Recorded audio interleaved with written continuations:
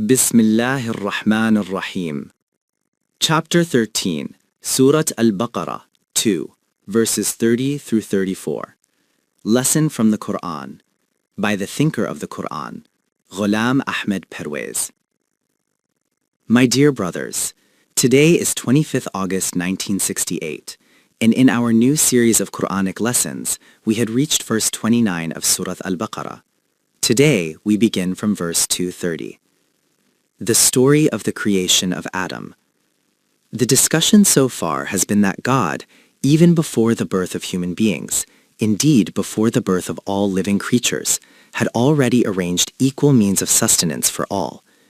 This universal provision is what the Quran calls Rabubiyyat al-Alameen, with which the Quran begins. Alhamdulillahi Rabbil Alameen. All praise belongs to God, the sustainer of all worlds. And it was explained that any system in which the sources of sustenance and means of production are taken into private ownership, thereby depriving God's creation of their rightful share, is equivalent to setting up rivals to God, inventing other gods alongside him. You must never establish such a system. This same point was repeated in the last verse we studied. هُوَ الَّذِي خَلَقَ لَكُم مَا فِي الْأَرْضِ جَمِيعًا. He is the one who created for you all that is in the earth, entirely. Up to this point, the matter was presented in a theoretical form. Now the Quran explains this reality through human experience itself, in the symbolic narrative known as the story of Adam. The question of the first human being, a difficult problem for early human minds. Now, a very important discussion begins. Today, the birth of a human child is such a common event that no one finds it strange or difficult to understand. Even children grasp how birth occurs. But the question of how the very first child came into existence, or how the first human being appeared, this was an extremely difficult problem for early human minds. It is the same puzzle expressed today as which came first, the chicken or the egg. Before the discoveries of modern science, the human mind could not understand how the chain of human existence began. A pair was necessary. Without a male and female, the process could not continue. So, as the saying goes, "Ab tera pata na payen to lachar ka kare." If we cannot find you, what else can we do? Human imagination fabricated a pair to resolve its confusion. They had no evidence that such a pair was actually created in that manner, but inventing this idea relieved their mental anxiety. Fine, now there are two. The chain can continue. No further thinking required. From here arose the traditional concept of Adam in our culture, that God fashioned a figure out of clay and by his absolute power breathed life into it. This, they felt, was not difficult for God. The story of the creation of woman after the creation of man, and the purpose behind it. Once the clay figure of the man was imagined to have been created, the next question naturally arose. How would the female figure be created? Without her, the process could not continue. Since this myth was crafted by men, it was necessary for them to preserve their own superiority within the story. If another clay figure had been fashioned in exactly the same way and called woman, then both would have been equal partners in creation, and this equality was unacceptable to the mindset that invented the tale. So they said the primary and original purpose of creation was the man, therefore Adam was created first. This is the story found in the Torah, not the Torah that was revealed by God, but the altered human-written version. These are tales shaped by the human mind, not revelations from God, nor teachings of any prophet. According to that narrative, the real objective was the creation of man. But after a few days, the man began to feel lonely, sad, and depressed. To remove his loneliness, just as one gives a child a toy to keep him occupied, it was felt necessary to create a companion for him. So they say, God split one of Adam's ribs and fashioned from it a partner, the woman. Woman was presented as a toy for man's comfort. From the very beginning, this idea took root. Nature's primary purpose is the man. The woman exists merely to relieve the man's loneliness, a kind of toy. This story served two psychological needs. One, it resolved the intellectual confusion. A pair was needed for reproduction. By inventing this tale, the problem was solved, and the chain of human existence could continue. 2. It satisfied the male ego. The man remained the central, original creation. The woman was created later, only to comfort him. And even her creation was not independent. She was made from him, from his rib. If he had not given space from his own body, she could not have existed. Thus, with one fabricated story, they achieved two goals. They explained the beginning of human reproduction. They preserved the superiority and ego of the male. As I said earlier, the real difficulty for early human minds was this: how to explain the beginning of human birth. And this myth was their attempt to resolve that confusion. Woman was not secondary to man, the Quran's refutation of the old myth.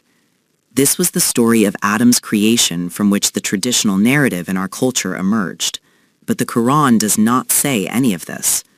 Yes, the name Adam appears in the Quran, but Hawa, Eve, does not appear at all. And even where Adam is mentioned, the Quran's message is entirely different. Because this old story had been circulating in human societies for centuries, we too inherited it. We borrowed the same tales from earlier traditions and made them part of our own religious folklore. As I have been explaining, I can almost read the expressions on many faces saying, "What is this man talking about? This is exactly what we have always believed." But what I am saying is not my personal opinion. My dear brothers, I have no right to invent anything. I am only conveying what the Quran itself says. The Quranic account of the origin of life. What the Quran states about the origin of human life was something that, 14 centuries ago, could not even have entered the imagination of the world, let alone the minds of the Arabs, who did not even possess written literature at that time, much less scientific discoveries. Even the most advanced nations of that era had not reached this level of understanding. In that age, the Quran described the process by which life began, not the creation of the first human, but the origin of life itself, how lifeless matter, inert clay, combined with water, and from this mixture the first living cell emerged. I will not go into detail here because that is not today's subject. If you want to study this in depth, consult my book Iblis o Adam. The first chapter is titled Insan, Human Being, and the second is Adam. There I have discussed the theory of evolution, explaining how far modern science aligns with Quranic truths, where the divergence begins, and how from that point onward, the Quran elevates the human being to unimaginable heights, while the materialistic Western mind leaves him at the level of an animal. All of that detail is found there. Since it is a complete subject in itself, I cannot cover it here incidentally within this lesson. The first life cell and the evolutionary journey towards civilized humanity, the Quranic perspective. My dear brothers, let me summarize only this much here. The Quran explains how the first life cell emerged and how it advanced. That original life cell, which at that stage had no distinction of male or female, split into two through the force of growth. These became sister cells. In one of them developed the properties of the male, and in the other the properties of the female. From there the chain continued. Life passed through various evolutionary stages, eventually reaching the level of animals. From the animal stage, evolution continued further until it reached the human form. In the early human form, nearly 90% of life was still animal-like. Gradually, the human being advanced through evolutionary stages until he reached the point where he was ready to live a collective, civilized life. The beginning of this social communal life is what the Quran presents in the symbolic narrative known as the story of Adam. This is not the story of a single man named Adam, it is the story of mankind. The story begins from the point where human beings started living together, forming a society. Before this, human life was like that of animals, living in caves, on trees, individually, without social organization. The word Adam itself indicates this meaning. In Arabic, Adma means to live together, and Adam means the one who lives collectively. Bashar in the Quran refers to man as a biological being. Insan refers to the human species. Adam refers to human beings living together as a society, the beginning of civilization. Before humans, another form of life existed on Earth. The Quran also tells us that before humans, another form of life existed on the surface of the Earth. Another species, another kind. At that time, the Earth's surface was extremely hot. A creature with the human constitution could not have survived in such temperatures. There existed a species capable of living in that intense heat. The Quran calls them atishi makluk, a fiery creation. These are the beings who later became embedded in our folklore as jinn. But the Quran says that this earlier species became extinct. After that, the human being took its place. And when humans began living together and forming a social order, that is the point from which the Quran begins the story of Adam. According to the Quran, angels are the cosmic forces of the universe. The narrative begins with, وَإِذْ قَالَ رَبُّكَ لِلْمَلَائِكَةِ إِنِّي جَائِلٌ فِي الْأَرْضِ خَلِيفَةً 2:30. And when your Lord said to the angels, I am placing a vice-regent on the earth. Here, for the first time, the word malaikata, angels, appears. Some scholars trace its root to alika, meaning to convey a message, and therefore conclude that angels are merely messengers.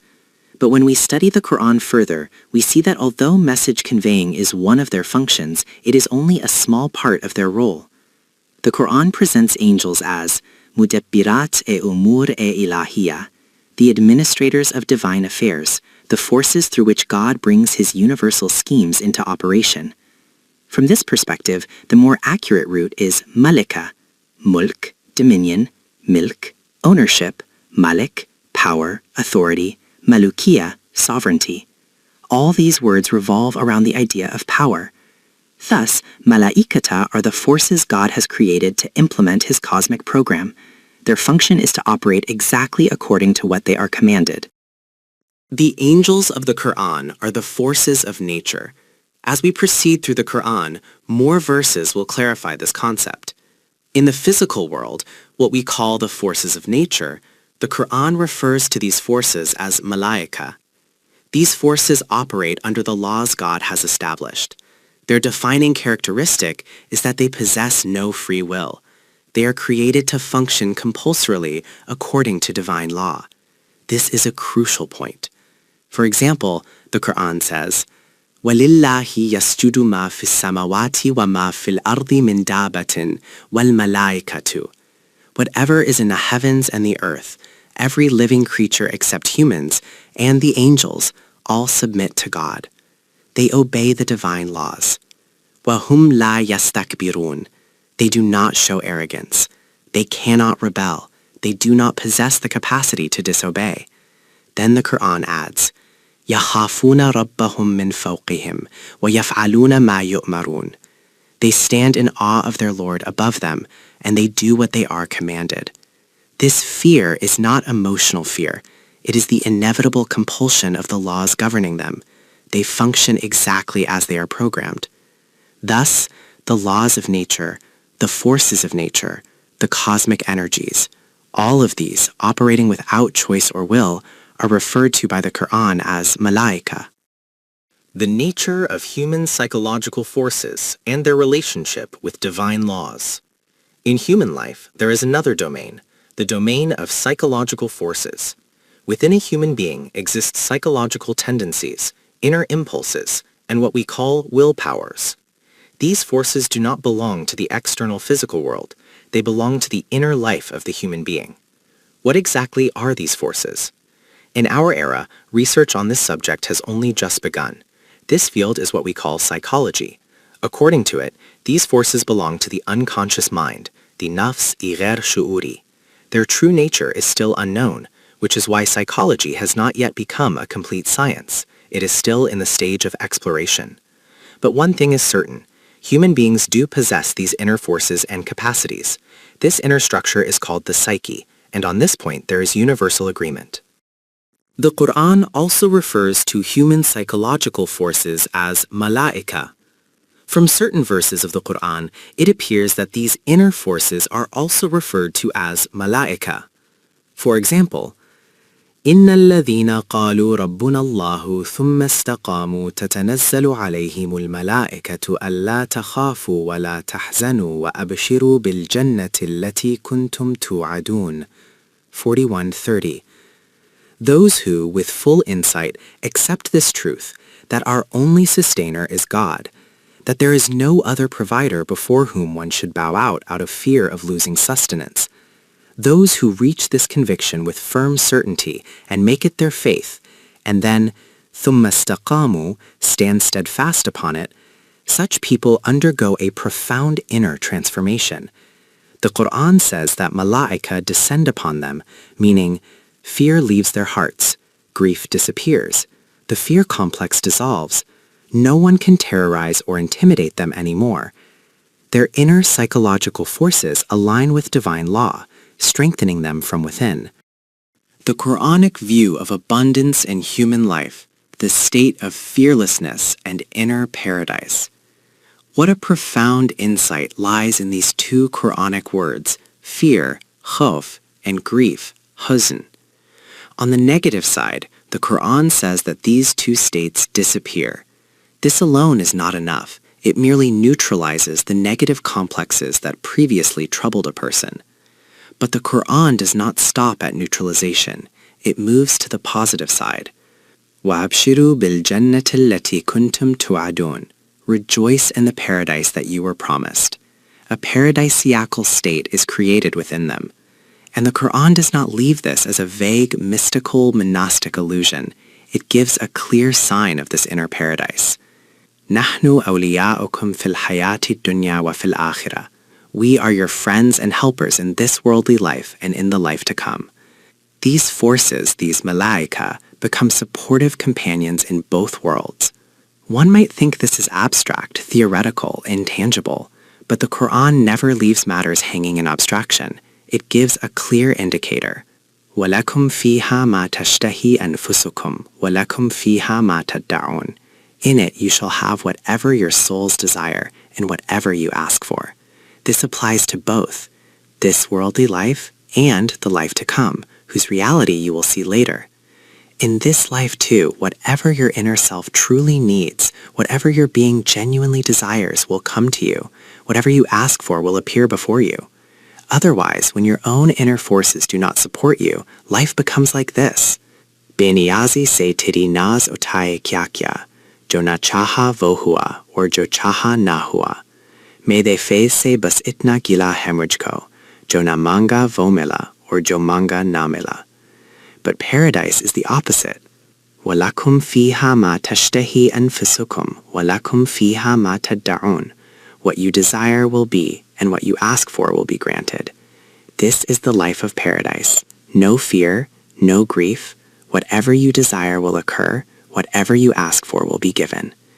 And regarding the afterlife, the Quran adds, we have even more than this for you. One might ask, if everything desired is already granted, what could be more? The Quran explains, your desires at this stage of life are limited, like a child asking for toys. There is another stage ahead, the stage of maturity. You cannot yet imagine what you will desire when your life reaches that higher level. So, here, whatever you desire will be granted. There, when your life matures, we have far more than what you can presently imagine. The path to this state, certainty and steadfastness. What produces this inner paradise? The Quran says, قَالُوا رَبُّنَا اللَّهُ ثُمَّ اسْتَقَامُوا.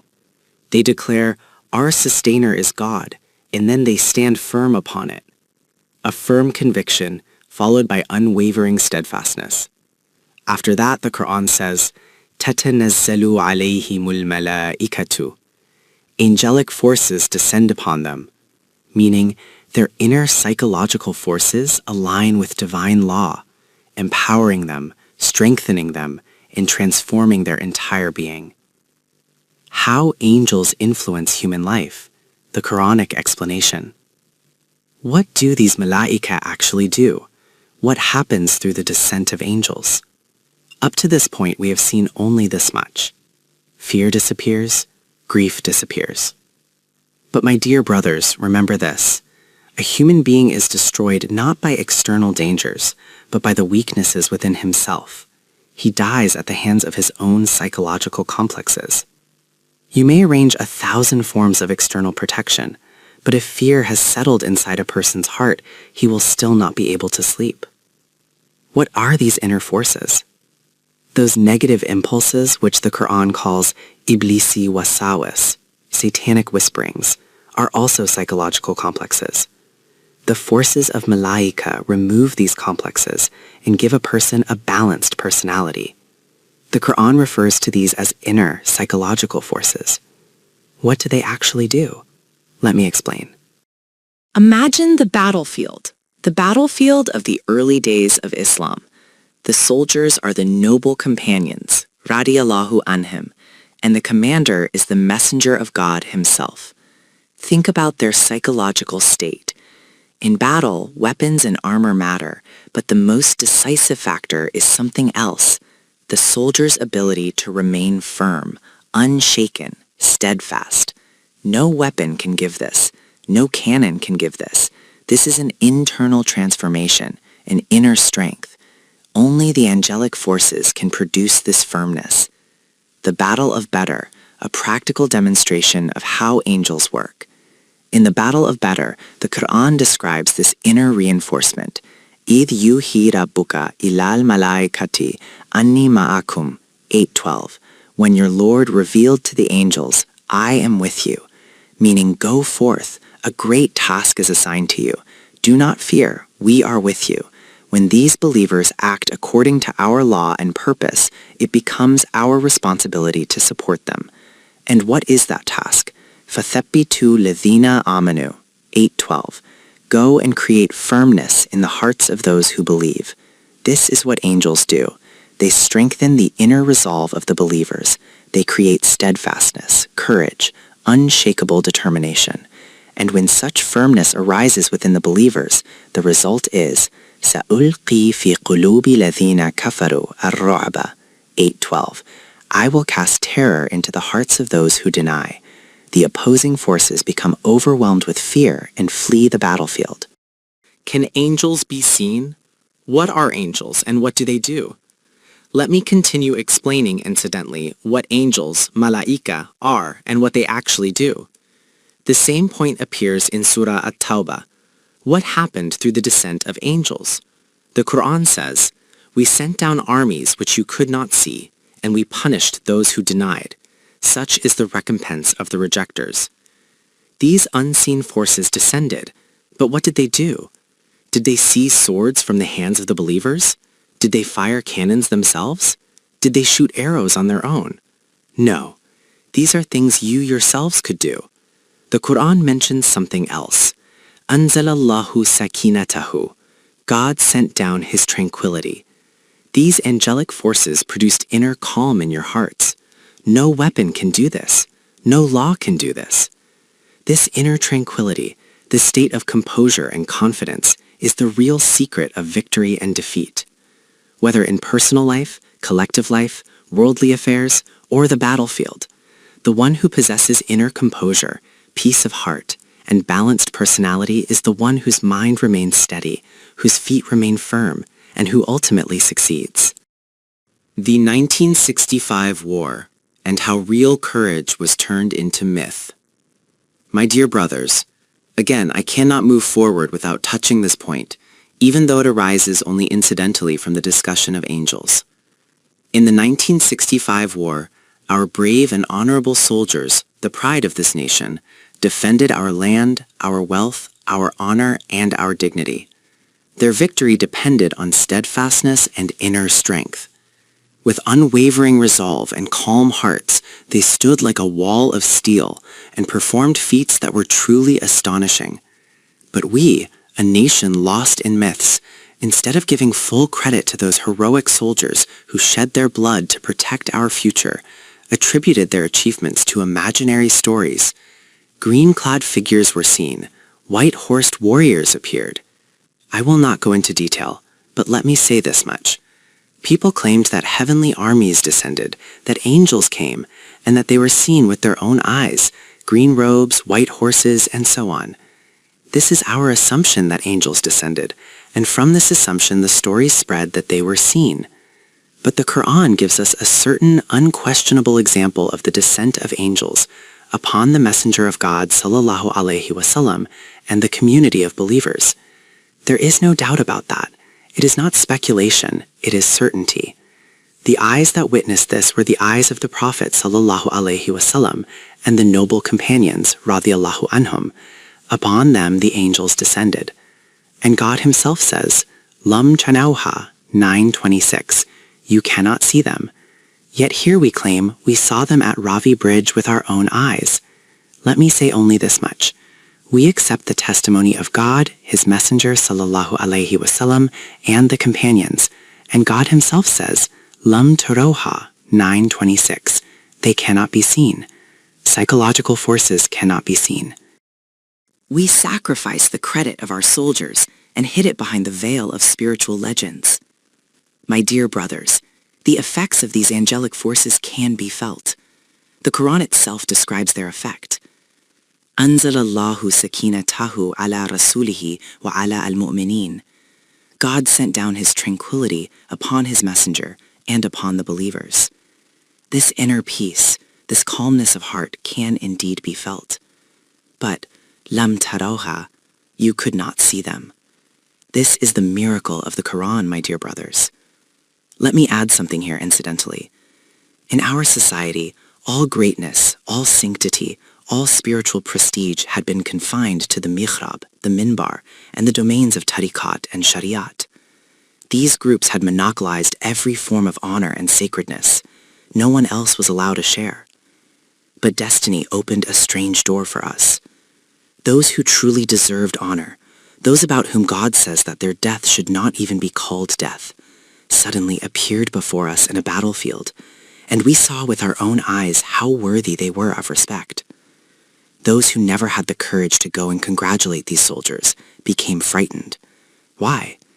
Because suddenly the entire nation's honor began to center around these young soldiers, those very tatties, those boys whom people used to dismiss. What will these boys do? Yet these very soldiers became the pride of the nation. And then, observe how a deep conspiracy emerged. It was said, these poor fellows were nothing but wooden puppets. Whatever happened there was done by those green-robed beings, those white-horsed riders who descended from the heavens. On the surface, this sounds like a sacred sentiment. Angels came to help us. Heavenly warriors descended. But behind this pious-sounding claim was a very different motive. To prevent the nation's honor from shifting toward the soldiers who actually shed their blood. To ensure that the center of reverence remained with the spiritual elite, not with the young men who gave their lives in the battlefield.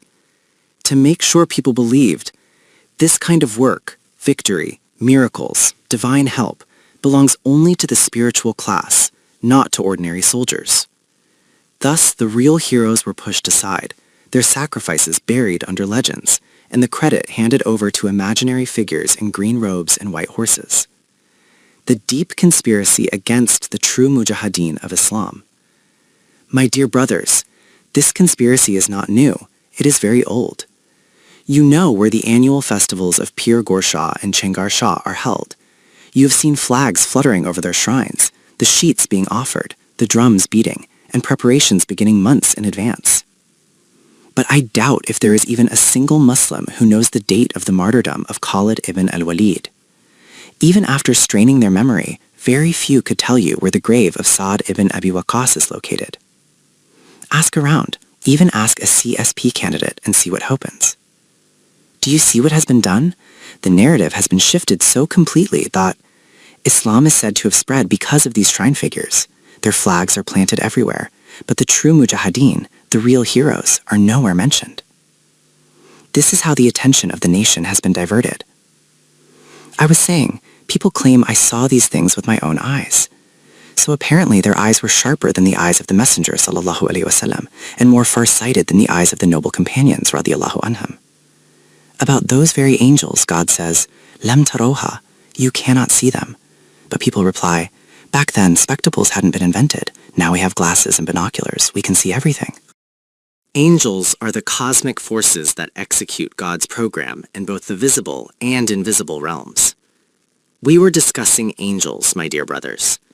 Angels, malaika, are 1. The forces of nature, the physical forces that operate under God's laws in the material universe. 2. The psychological forces within the human being, the inner energies that create balance, calm, and stability, and counteract anxiety, fear, grief, and turmoil. 3. The forces belonging to the unseen realm, the domain beyond our sensory universe, the realm where God's Amr, command, operates, where divine programs are formulated before they manifest in the physical world. In that unseen realm too, angels carry out God's affairs. This is the third domain of angels, a domain about which we cannot know anything. Belief in angels is a part of faith, but what does belief mean? Almost every religious community in the world believes in angels, whatever name they give them. So what is the Quranic meaning of Iman and angels? To understand this, we must step back. Even belief in God is universal among religious people, except for a few atheists. Everyone claims to believe in God. So what does Iman truly signify? And this is where the Quran's concept of faith begins to unfold. You know that the Quran addresses all human beings, and among them even the people of the book. We believe that the people of the book already have faith in God, in revealed scriptures and in prophets. Yet the Quran specifically addresses them and says, "Believe in God." And in earlier lessons you've heard that the Quran does not address only the people of the book. It even addresses the Muslims themselves. Ya ayyuhalladhina amanu amanu billahi. O you who claim to believe in God. This means that faith is not something to be assumed. It is not a label. It is a positive call to action, something one must do. So what does it mean to believe? Everyone already claims to believe in God. So what does the Quran mean when it says, "Believe in Allah"? The Quran itself explains, فَإِنْ آمَنُوا بِمِثْلِ مَا آمَنْتُمْ بِهِ فَقَدْ اهْتَدُوا. If they believe in the way you believe, then they are rightly guided. Meaning, faith does not mean believing in God according to whatever concept you personally prefer. Faith means to accept a reality exactly in the form and concept that the Quran, that God, has presented. This is the Quranic definition of Iman. Now, when the Quran says, "Believe in the angels," the question arises. People of various religions and even their later generations have believed in angels in one form or another, but the way they believed was this. They bowed before angels, they worshipped them, they feared them, they made offerings to them, they treated them like deities. In their religions, angels were objects of worship. But the Quran presents a completely different picture. The Quran says, angels bow before Adam. This is a revolution in thought. Where the world bowed before angels, the Quran says the angels bow before the human being. The Quran establishes the true status of the human being in the universe. Now you can understand what it means when the Quran says, "Believe in the angels." Before this, you were the ones bowing before them. They were your objects of reference. You had placed yourselves far below them, imagining them to be beings of immense supernatural power. The Quran says, "O believers, replace that belief with this belief. They are the ones who bow, and you are the ones before whom they bow." My dear brothers, according to the Quran, and I will explain this again later when we reach other relevant passages, all the articles of faith listed in the Quran are in reality meant to establish the true position of the human being within the universe. This was the revolution the Quran brought. It awakened the human being to his own dignity, his own status, his own worth. The popular belief that man is God's vicegerent on earth is not Quranic. The verse says, "When your Lord said to the angels, I am placing a Khalifa on the earth." This is a symbolic, illustrative way of teaching. It does not mean that an actual assembly took place with angels standing before God and God announcing his plan. Now, in our tradition, another idea became popular, that the human being is Khalifatullah fil ard, God's vicegerent on earth. This is a classic example of what is called ber khud khalat, a person refusing to accept any status lower than the highest imaginable. He insists, "I am God's representative on earth." But look at the root of the word khalifa. It comes from khalafa, meaning to come after someone, to be a successor, to take someone's place. Now think carefully. If you say Khalifatullah, what does it mean? It means the successor of God, the one who takes God's place. God forbid. This expression never appears in the Quran. There is only one historical incident. After the passing of the Prophet ﷺ, someone addressed Abu Bakr radiallahu anhu as, "O Khalifatullah." Perhaps the old pre-Islamic mindset was still lingering, but Abu Bakr, that man of deep faith, immediately corrected him. No human being can be the Khalifa of God. I am Khalifatul Rasul sallallahu alayhi wasallam, the successor of the Messenger, not the successor of God. God has no successor. The very idea is impossible. Thus, the Quran never teaches that man is God's vicegerent on earth. This concept is not Quranic. The human being as a successor on earth. Successor to whom? My dear brothers, the phrase Inni ja'ilun fil ardi khalifatan 230 refers to a successorship, but the question is, successor of whom? As I just explained, the human being is not the first species to inhabit this earth. Before him, another form of creation existed here. And today, scientists are searching for what they call the missing link, the intermediate species between earlier life forms and the human being. They have not yet found it. But observe how the Quran clarifies the entire matter in a single, precise expression. The Quran says, وَلَقَدْ خَلَقْنَا الْإِنسَانَ مِنْ صَلْصَالٍ مِنْ حَمَإٍ مَسْنُونٍ. We created the human being from sounding clay, from dark fermenting mud. This refers to the beginning of life as it appeared in the human form, arising from the mixture of earth and water. But before mentioning human creation, the Quran says, وَالْجَانَّ خَلَقْنَاهُ مِنْ قَبْلُ مِنْ نَارِ السَّمُومِ. And before that, we created the jinn from scorching fire. The word jinn literally means that which is hidden from sight. So this was a species that once existed on earth but is no longer visible, a species that existed before the human being. Thus, the Quran places the sequence clearly. 1, a previous species existed. 2, that species disappeared. 3, the human being emerged afterward. Then the Quran says, وَإِذْ قَالَ رَبُّكَ لِلْمَلَائِكَةِ إِنِّي خَالِقٌ بَشَرًا مِنْ صَلْصَالٍ. When your Lord said to the angels, I am creating a human being from clay. Here the word used is bashar, the biological human. In 230, the word is khalifa. Here it is bashar. So the meaning becomes clear. The human being, bashar, is the successor of a previous species on earth. He succeeded that earlier creation. It vanished. He took its place. That is all the verse means. The meaning of successorship. Strength is required. But even in this simple sense of succession, strength is required. No one can become a successor without possessing the capacity to take over. Thus, the primary meaning of khalifa is one who comes after another, a successor. But the extended meaning is one who succeeds another with strength, with the power to take over. This is why the term khilafa carries the sense of succeeding someone with authority, with capability, with power. Otherwise, as the Punjabi expression humorously puts it, "Te fir tuanu pata hai khalifa sare kinnu kende hege ne. Jis tarah da mehtar hunda hai na tuada, us tarah da hi khalifa hunda hai." Meaning, without strength and authority, the word khalifa becomes meaningless. No human being can ever be God's successor, the Quranic position. My dear brothers, the verse says, Inni ja'ilun fil ardi khalifatan, 230.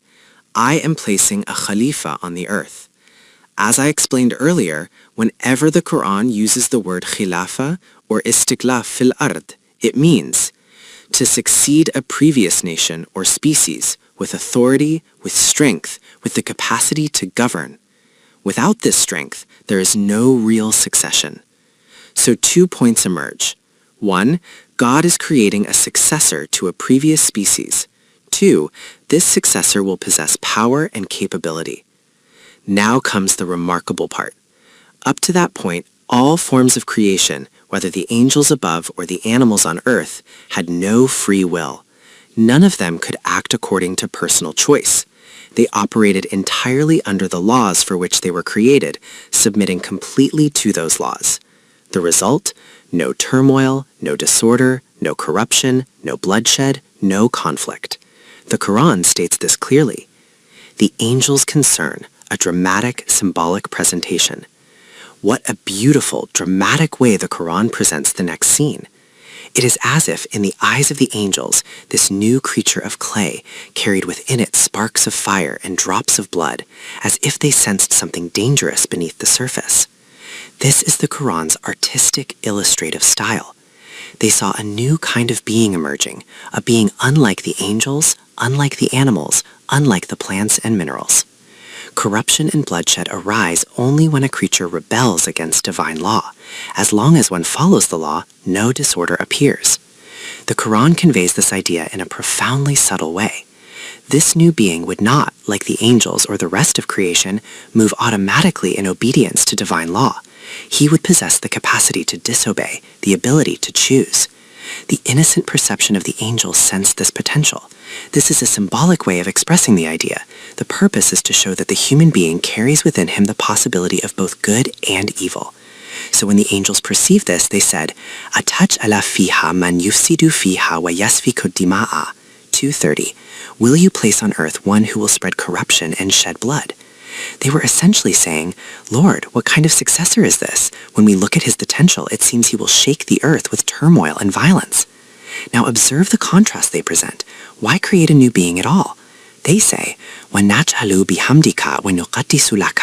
2:30. We glorify you with praise and declare your purity. Two words appear here. نُسَجِّلُ بِحَمْدِكَ. نُقَدِّسُ لَكَ.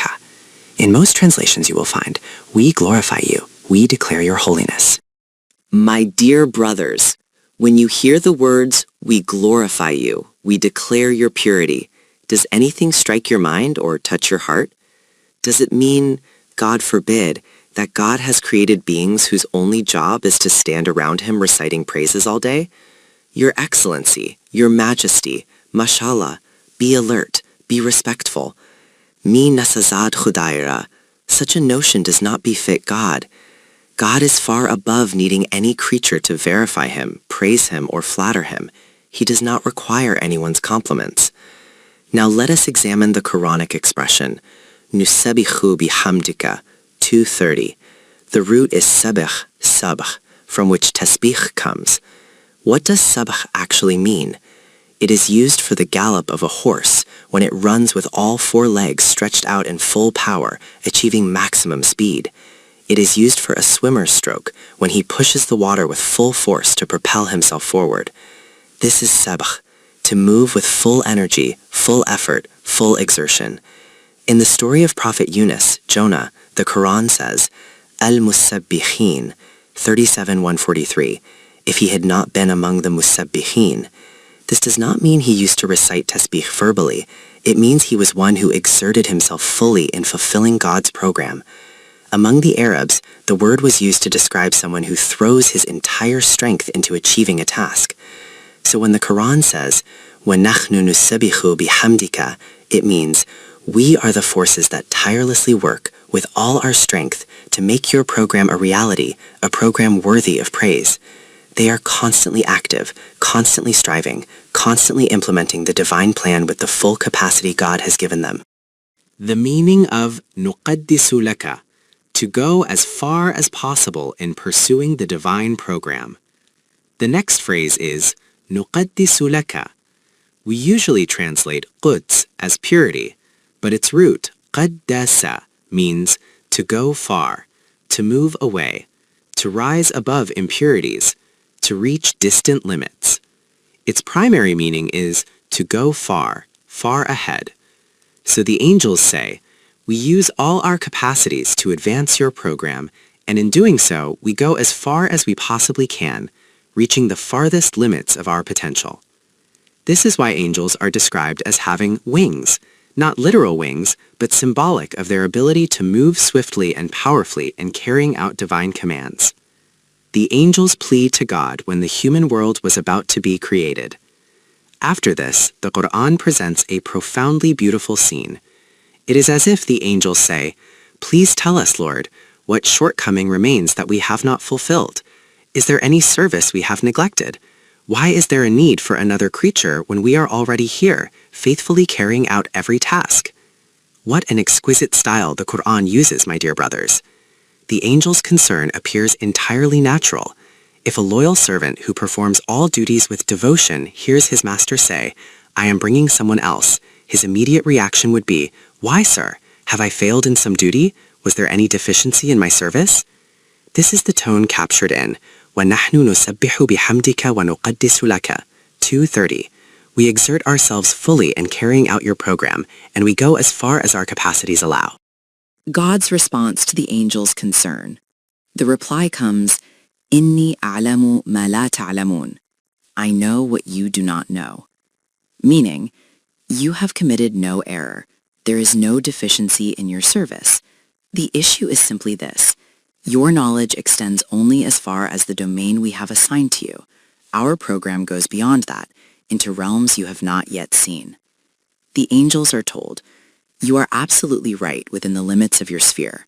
Within that domain, we are fully satisfied with your work. But there is another field ahead, a field that is not yours. You cannot yet perceive it, because it has not yet come into existence. It belongs to what we intend to bring forth next. A common misunderstanding, and the Qur'an's real meaning. Among our people, this verse is often interpreted in a crude way, as if God were saying, be quiet, you don't know anything, stop talking about matters beyond your understanding. But this is not the Qur'anic tone. My dear brothers, reflect on the beauty of ma la ta'lamun. It is not a rebuke, it is a gentle clarification. You do indeed go very far in your knowledge, but what seems far to you is in our sight still very near. Our vision extends far beyond what you can presently perceive. Your sight cannot yet reach that horizon. That is all. There is no complaint about their service, no criticism, no dismissal. What a master, what a Lord who speaks with such grace. And after saying this, he does not sit back like a dictator, implying, now keep quiet, you have no right to speak. Rather, the dialogue continues with dignity, respect, and purpose. The traditional commentaries on teaching Adam all the names. وَعَلَّمَ آدَمَ الْأَسْمَاءَ كُلَّهَا. And he taught Adam all the names.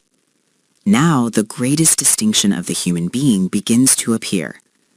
The usual translation is, God taught Adam the names of all things. In our classical commentaries, long lists of names are then provided, whatever names the commentator happened to know, partridge, quail, crow, etc. But their vision extended only up to ma la ta'lamun. They could not imagine airplanes, electricity, atoms, or nuclear energy. These things lay far beyond their horizon. Yet they still insisted, Adam was taught all the names, every single one. As if God had said, come Adam, memorize this entire vocabulary list. The meaning of asma, not names, but the essences of things. My dear brothers, the word asma does not mean names in the superficial sense. Its root meaning is a distinguishing mark by which the essence or nature of a thing is recognized. We call it a name, but its purpose is not the word itself. Its purpose is the identity it points to. For example, someone asks, who came? You reply, Abdul Razak came.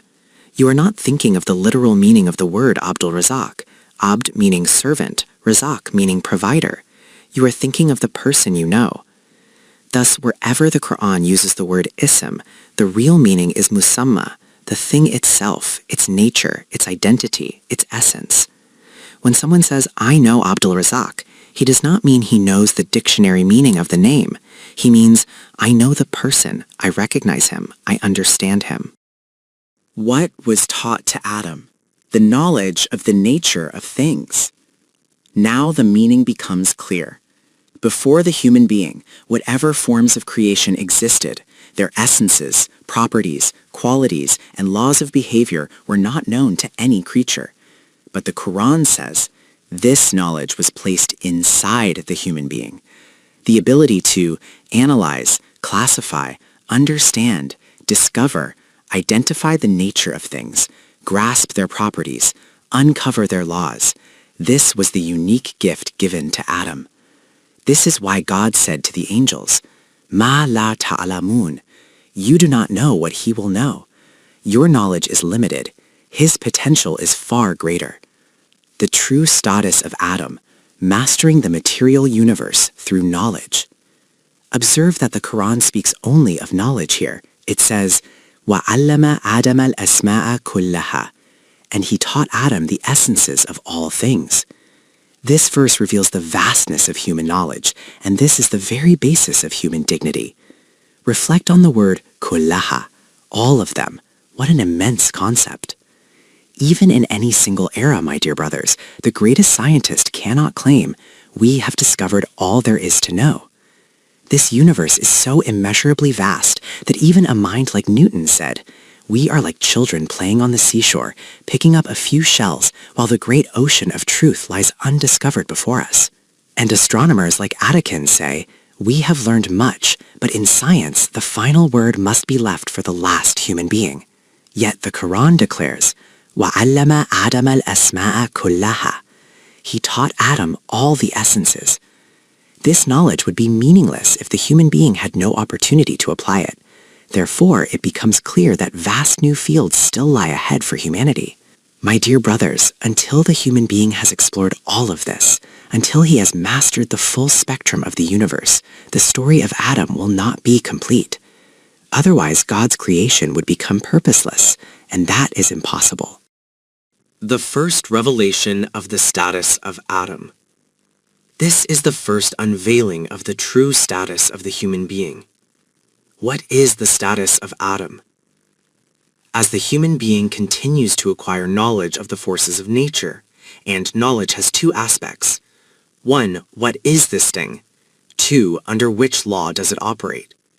As soon as he discovers the law governing a force, that force becomes subservient to him. The very forces before which he once bowed in ignorance, the forces he feared, the forces he worshipped, become obedient to him the moment he understands them. Whatever force a human being does not understand becomes an object of fear. Whatever force he understands becomes an object of mastery. This is the meaning of, he taught Adam the essences of all things. Knowledge is the key. Through knowledge, the universe bows before the human being. The alchemy of rising from the status of Adam to the status of Momin. Now the status of Adam becomes clear. If you want to see how much human stature a person has attained, how much true humanity he possesses, then you must see how much knowledge he has acquired of the laws of nature.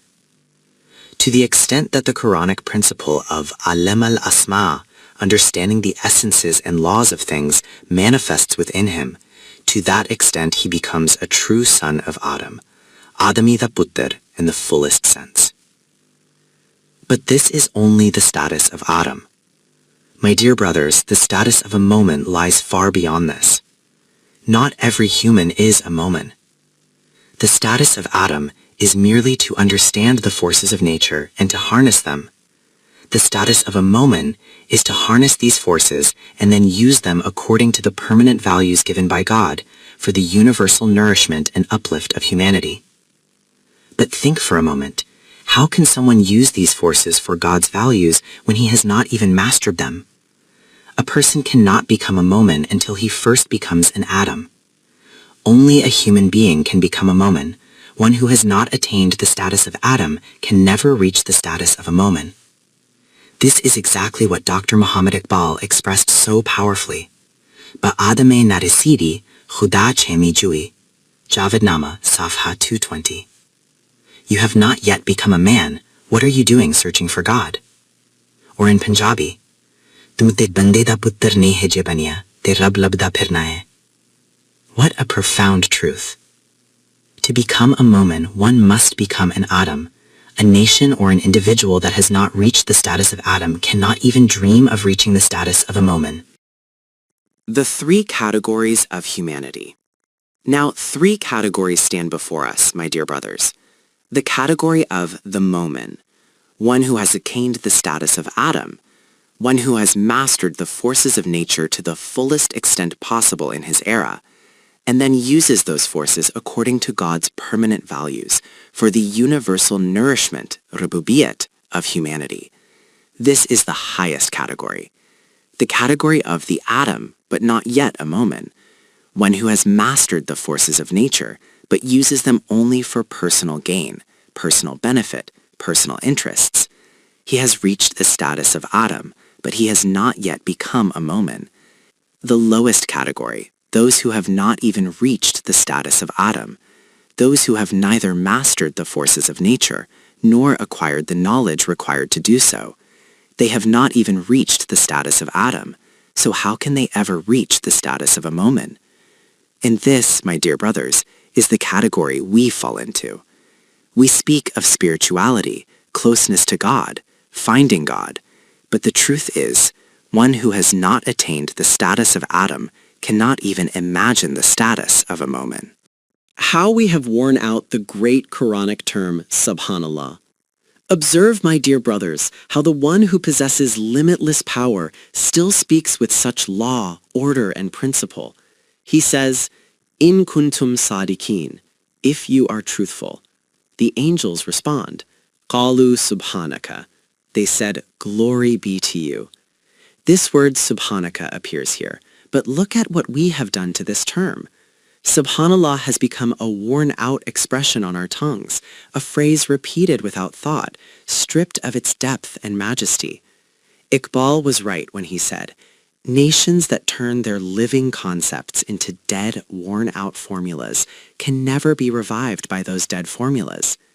This is why I often say, as long as a nation remains confined within the narrow shell of religion as we have made it, it can never taste the fullness of human life. Religion, as we have reduced it, is the art of turning the living concepts of deen into lifeless rituals, and lifeless concepts cannot give life to any nation. The real meaning of subhanaka, acknowledging the limit of one's vision. The word subhanaka contains the same root sabaha, the idea of distance, of going far, of reaching beyond. The angels say, we acknowledge our short-sightedness. We admit that where your vision reaches, ours cannot. Your sight extends far beyond our horizon. What a profound admission. Earlier they had said, وَنَحْنُ نُسَبِّحُ بِحَمْدِكَ. We exert ourselves fully in carrying out your program. But now they say, no, we acknowledge that subhanaka, your reach is far beyond ours. And then they add, La ilma lana illa ma allamtana. We have no knowledge except what you have taught us. Meaning, we possess no independent source of knowledge. Whatever you have given us, that is the extent of our knowledge. And finally, Innaka anta al-alimu al-hakim. Indeed, you alone are the all-knowing, the all-wise. No book on this earth is more delightful than the Quran. My dear brothers, the Quran is an indescribably exhilarating book. If God grants you the ability and the good fortune to read it with reflection and deep thought, you will discover that there is no book on this earth more pleasurable, more soul-stirring, more life-giving than the Quran. I'm saying this even if you consider it merely as a book. Devotional reverence is something else entirely. How the Quran makes the angels realize the limits of their knowledge. The angels had just acknowledged, Innaka antal alimul hakim, 232. Indeed, you alone are the all-knowing, the all-wise. But the point here is not about God's attributes, it is about the negation of the angels' earlier assumption. They now understood, their knowledge was limited, God's vision extended far beyond theirs. Up to this point, only objects had been presented before them, and they had been asked to identify them. Adam himself had not yet been brought forward. Then God said, قَالَ يَا آدَمُ أَنْبِئْهُمْ بِأَسْمَائِهِمْ. O Adam, tell them their essences. Just like in a classroom, when two students are being tested, one is not failed arbitrarily, nor is the other given a medal without merit. Come, my son, show them. فَلَمَّا أَنْبَأَهُمْ بِأَسْمَائِهِمْ. And when he informed them of their essences, Adam demonstrated the knowledge he had been endowed with. There was no favoritism, no partiality, only evidence. This was not like the old village school inspector who would fail a child with absurd questions. Tell me, Nathu, how many legs does a fly have? Or, Pyare Lal, what is the color of an egg? White. See? Look how confidently he speaks. No, the Quranic test was not like that. The same essences that had been presented to the angels were presented to Adam. The comparison was fair, equal, and just. God's reminder, not a rebuke, but a clarification. After Adam demonstrated his knowledge, God said, قَالَ أَلَمْ أَقُلْ لَكُمْ. Did I not tell you? But notice, this is not a scolding. It is not, why did you interfere? Why did you speak out of turn? Rather, it is a gentle reminder. I had told you that. إِنِّي عَالَمُ غَيْبَ السَّمَاوَاتِ وَالْأَرْضِ. I know the hidden realities of the heavens and the earth. Meaning, you only know what becomes visible to you. We know even those realities that are still concealed from your perception. That is all. No reprimand, no harshness, just a calm clarification of the difference between limited knowledge and knowledge that encompasses both the seen and the unseen. Defining the limits of the angel's knowledge and the confusion created by our translations. My dear brothers, notice that no accusation is made against the angels, no fault is pointed out, no complaint is raised. God simply says, we already knew that a third-grade child cannot answer this question, and we know even the unseen realities of the heavens and the earth. Then comes the next profound statement. وَأَعْلَمُ مَا تُبْدُونَ وَمَا كُنْتُمْ تَكْتُمُونَ. We know well what you reveal and what remains hidden. Now look at our translations and see the confusion they create. They translate it as, we know what you show and what you hide. This gives the impression that the angels were secretly hiding something in their hearts and God caught them, as if he said, so you were hiding this from me. See how I uncovered it. This interpretation leads to absurd conclusions, as if the angels were guilty of some secret wrongdoing. But this is not the meaning. The true meaning, the nature and potential of the forces of nature. My dear brothers, the angels represent the forces of nature. There are two aspects to these forces. One, the part of their nature that is already visible. For example, regarding water, we know it quenches thirst, it flows downward, it is used for washing. This is the visible aspect, the part that is already manifested. Two, the part of their nature that is still hidden. For example, the fact that the atom of water can be split to release cosmic energy. This was hidden for thousands of years. It was not yet manifest. So God is saying, we know the part of your nature that has already appeared, tibdunen, and we also know the vast potential within you that has not yet appeared, tektumen. Meaning, you forces of nature think that what you have shown so far is all that you are, but you do not yet know your own hidden capacities. Those capacities will only unfold through the hands of Adam.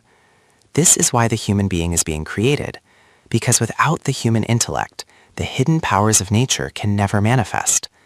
The angels, forces of nature, were asking, what is this new being being created for?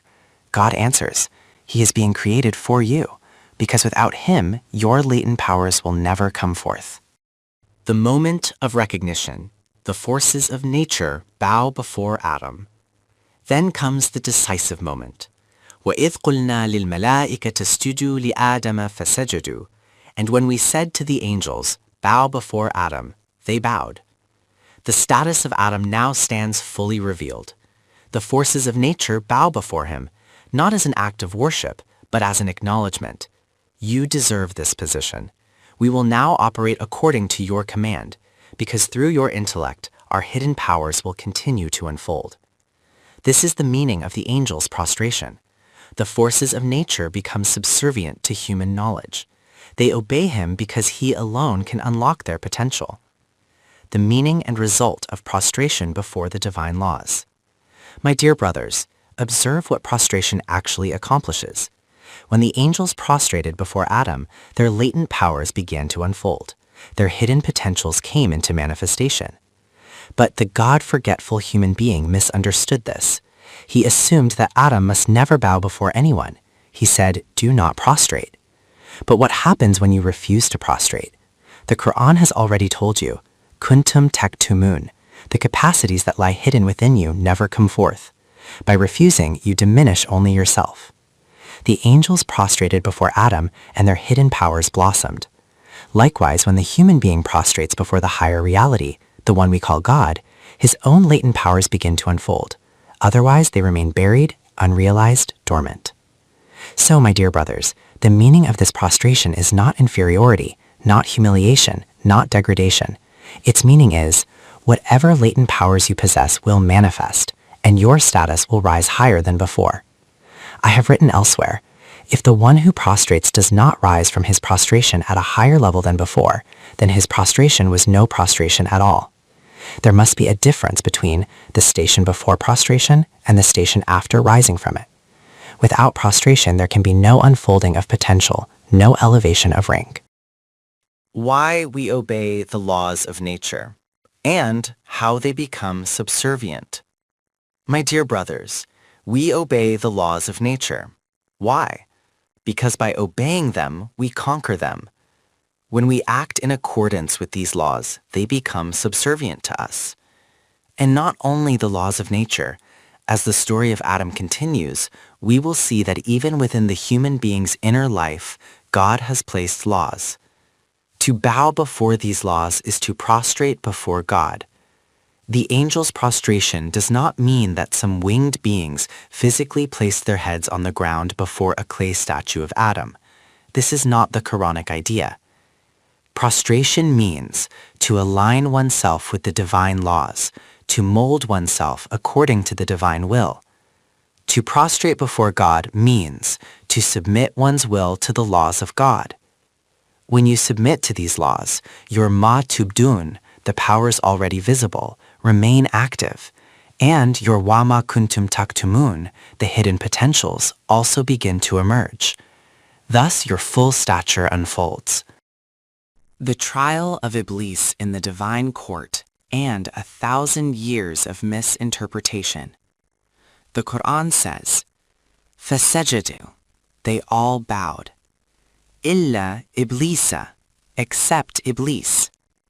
Here begins a new stage, the true beginning of human life.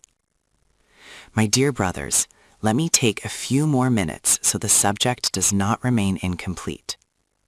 You have heard the traditional interpretation. Iblis was an angel. All the angels bowed, but one angel refused. He became Iblis, became a disbeliever, became Satan. He was even the teacher of the angels, the Mu'allim al-Malakut. His students bowed, but he did not. But, my dear brothers, we have just read the Qur'an's own statement.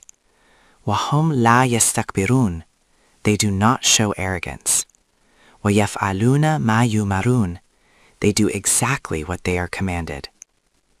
If Iblis were truly an angel, and God commanded the angels to bow, and one angel refused, then the Qur'an's own declaration would be contradicted.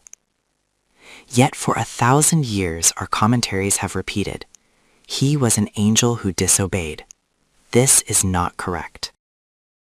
The real meaning of illa iblis, the emergence of human free will. The word illa here does not mean except one from among them. Arabic scholars know this is a different kind of illa, meaning all of that category bowed, but there was another category that did not. What is this other category? It is the inner faculty of choice and will within the human being. Here begins the human being's moral life. The Quran introduces the human being by saying he has the capacity to bow and the capacity to refuse. Only when two possibilities exist can someone be called a being with free will. If there is only one option, obedience is not obedience, it is compulsion. If a creature has no alternative, you cannot call its action submission, nor can you call it prostration, nor can you call it choice. The status of Adam means he was given the power of choice and will. The Quran says, وَقُلْ الْحَقُّ مِنْ رَبِّكُمْ, the truth has come to you from your Lord. فَمَنْ شَاءَ فَلْيُؤْمِنْ وَمَنْ شَاءَ فَلْيَكْفُرْ. Whoever wills, let him believe. Whoever wills, let him deny. This was never said about the angels. They do only what they are commanded. But the human being is told, you have been shown the way. Two alternatives lie before you. You stand at a crossroads. If there were only one path, he could not be human. He would simply walk the only available road. His dignity lies in this. Two paths lie before him, and he knows which one aligns with the divine laws. This is the beginning of true humanity. The nature of human potential under free will. The second path before the human being is the one driven by self-interest, selfish desires, personal temptations, the demands of the ego. His inner impulses pull him towards this path, and he is allowed to choose it. He has the freedom to exercise his will. His freedom extends only this far. A packet of poison lies before him. It is clearly labeled deadly poison. This is the extent of guidance he receives. After that, he is free. If he wishes, he may throw it away and live. If he wishes, he may swallow it and die. Up to this point, he is a free agent. But once he swallows it, he no longer controls what happens next. He cannot say, "Let the poison not take effect." At that point, the angel of death takes over. The moment he rebels against the divine law, the very forces of nature that once bowed before him now overpower him. The problem of good and evil, resolved through the Quranic concept of Iblis and Shaitan. Iblis represents the inner forces within the human being that rebel against the divine laws. Not every emotion, not every impulse is Iblis, only those forces that defy the divine order. And here, the fundamental problem of good and evil is resolved beautifully. Philosophers have long debated, is evil eternal? Does it resist good forever? Is there a dualistic universe with two opposing gods? But the Quran makes it clear. The human being has been given potentialities, capacities, possibilities. He may use them as he wills. If he uses them according to the divine laws, the result is good. If he uses them against those laws, the result is evil. The results of both choices are fixed. He cannot alter them. Up to the point of choosing, he is free. Beyond that point, he is bound by consequences. Iblis is the name of those inner forces that pull him toward immediate gratification, selfish gain, animalistic desires, impulses of the lower self.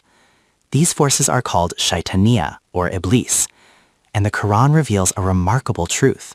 These are not two separate beings. They are two sides of the same coin. The root shatana means to rebel, to act in defiance. Whenever you rebel against a law, whenever you violate a principle, you swallow the poison. And what happens afterward? You become helpless, the consequences take over, you fall into despair. The word Iblis itself means one who falls into hopelessness. Every act of aggression ends in frustration. Whenever you violate a divine law, in the heat of the moment you may feel powerful, but when the consequences unfold, you are overtaken by a deep inner despair. This is the meaning of Iblis. Why is the moral condition of modern welfare states so deplorable? You can see that in today's world, both realities exist side by side. There are nations like Sweden and Norway which have set the global standard for the welfare state.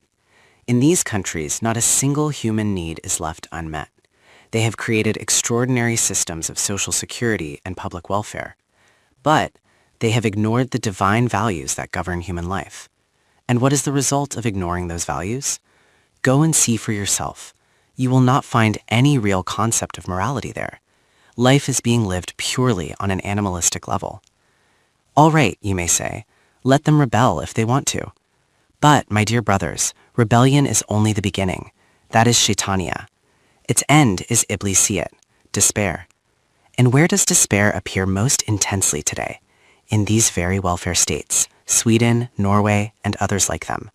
The highest suicide rates in the world are found in these countries. Suicide is the ultimate expression of despair. Shaitan and Iblis are two sides of the same coin. The journey begins with rebellion and ends in hopelessness. The Iblis-inspired system of Europe has drowned humanity in despair. Today, the entire world is engulfed in despair. This despair is the result of the shaitanic system that Europe has imposed on the world for the last 200 years. Humanity has now reached the stage of iblisiyat, a point from which no human law, no human system can rescue it. But the Quran says, La taqnatu min rahmatillah, do not despair of God's mercy. Meaning, you still possess inner powers, you can still rise again, you can still come out of this darkness.